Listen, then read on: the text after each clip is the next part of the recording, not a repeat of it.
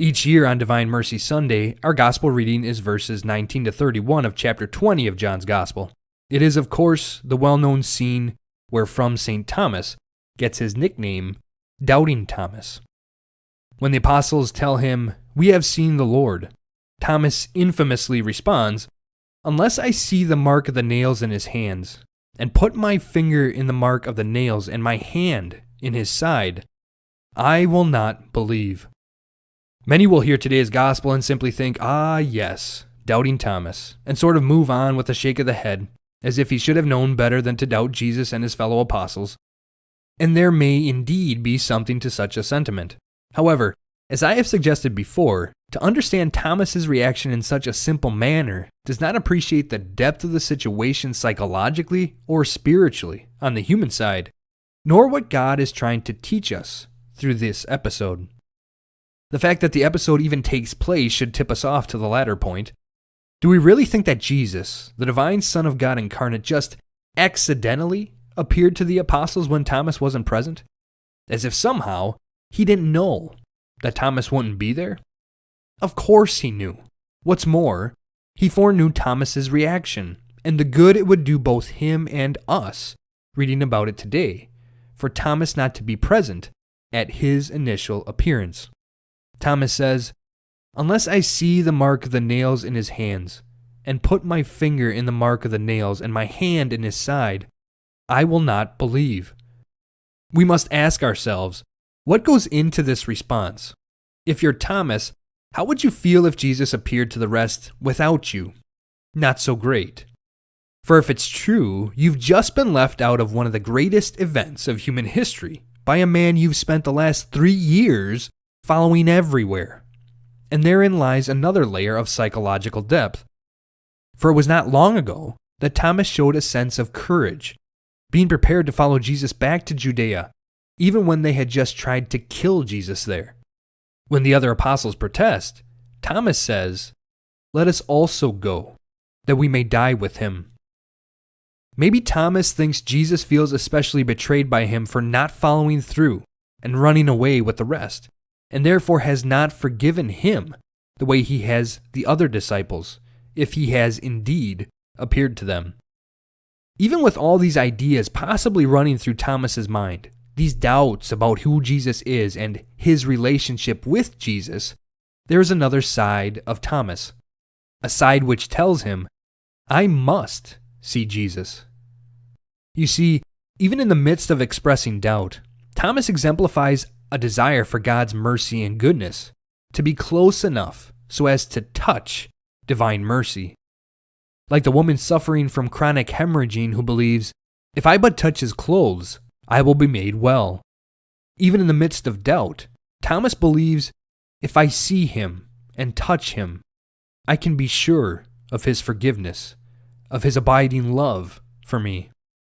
What looks like simple doubt is an expression of remorse and a desire for things to be set right again, a desire for reconciliation. In this, Thomas is a foil to Judas. Recall, Judas too senses remorse for betraying Jesus after he sees what transpires in the aftermath. Matthew tells us that Judas, seeing that Jesus had been condemned, deeply regretted what he had done, and returns the 30 pieces of silver to the chief priests and elders, saying, "I have sinned in betraying innocent blood." But Judas meets a cold response. The chief priests and elders say to him, "What is that to us? Look to it yourself." The words must have rung in Judas's ears, for that is what he felt he had to do, fix it himself. And what manner of fixing it himself did he have? None. And in utter despair, he takes his own life.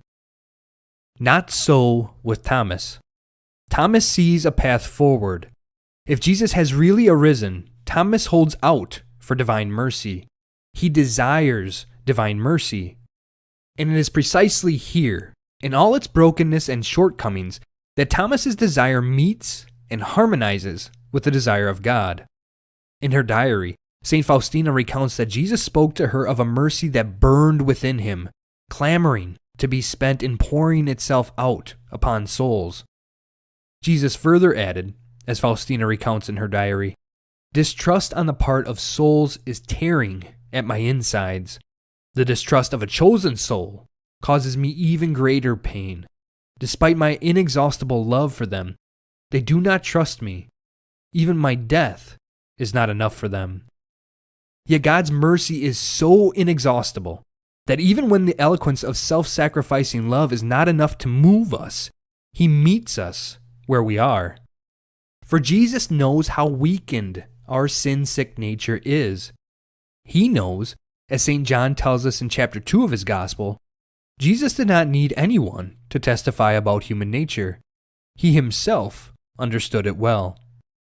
Being one with us in his humanity, Jesus knew the trust at the heart of every real relationship and the doubt that threatens it.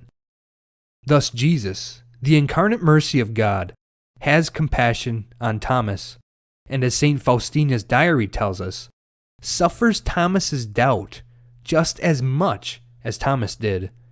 And it is precisely there, in his doubt, that Jesus meets Thomas in order to heal him by assuring Thomas of his unfailing love, mercy, and forgiveness. Put your finger here and see my hands, and bring your hand and put it into my side, and do not be unbelieving, but believe. My Lord and my God. Overwhelmed by divine mercy, Thomas confesses, touches, and is healed.